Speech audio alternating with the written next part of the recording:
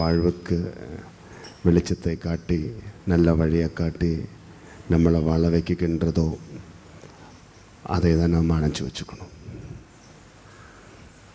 அதுவே குரு. நமக்கு வெளிச்சத்தை காட்டுவதும் குரு, நமக்கு வழியை காட்டுவதும் குரு, வாழ்க்கையில் வெற்றிக்கு காரணமானதை கொடுக்கின்றதும் குரு. அப்படி ஒரு குருத்துவம் நம்மளில் இருக்குது. அந்த குருத்துவம் இருந்தால் போதும், சர்வத்துவம் சாத்தியமாகும்.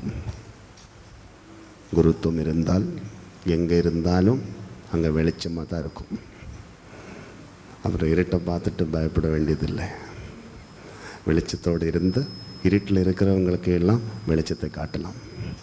அதுதான் குருத்துவம். அதுதான் நம்ம வாழ்க்கையோட மகத்துவம். நம்ம வெளிச்சத்தில் இருக்கணும். நம்ம இருக்கிற வெளிச்சத்தில் இருந்து இருட்டில் இருக்கிறவங்களுக்கு அந்த வெளிச்சத்தை காட்டி கொடுக்கணும். அதுதான் நம்மளால் அந்த மண்ணில் பிறந்ததுக்கு காரணம். காரணத்தை தேட வேண்டாம், இதுதான் காரணம். கையில் இருக்கிறத வச்சுட்டு வாழணும். அதை வச்சுட்டு 4 பேருக்கு வெளிச்சத்தை காட்டணும். அப்போ தான் நமக்கு முக்தி.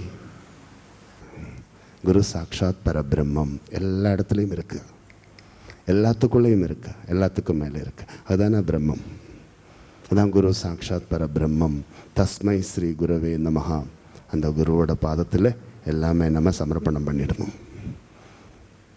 எல்லாமே சமர்ப்பணம் பண்ணிடணும். உயிருக்கு ஆதாரமானது, இந்த உருவத்துக்கு ஆதாரமானது, இந்த உலகத்துக்கு ஆதாரமானது எதுவோ அதில் தான் நம்ம எல்லாமே சமர்ப்பணம் பண்ணணும். அப்போ தான் நமக்கு உருவோடு இருக்கலாம், உருவத்தோடு இருக்கலாம், உலகமெல்லாம் ஓடலாம், எல்லாமே சாதிக்கலாம். அதுக்கு தான் நம்மளுக்கெல்லாம் எல்லா பக்திக்கு மேலே குரு பக்தி இருக்கணும். அப்பா அம்மா கூட எப்போ சந்தோஷமாக இருப்பாங்கன்னா தெரியுமா? நீங்கள் நல்ல ஒரு குருவோடு இருந்தால் அப்பா அம்மா சந்தோஷமாக இருப்பாங்க. குரு உங்களுக்கு என்ன கொடுப்பாங்கன்னா நல்ல எண்ணங்கள் கொடுப்பார், நல்ல நாமங்கள் சொல்லி கொடுப்பார், நல்ல வழியை காட்டிகிட்டு இருப்பார்.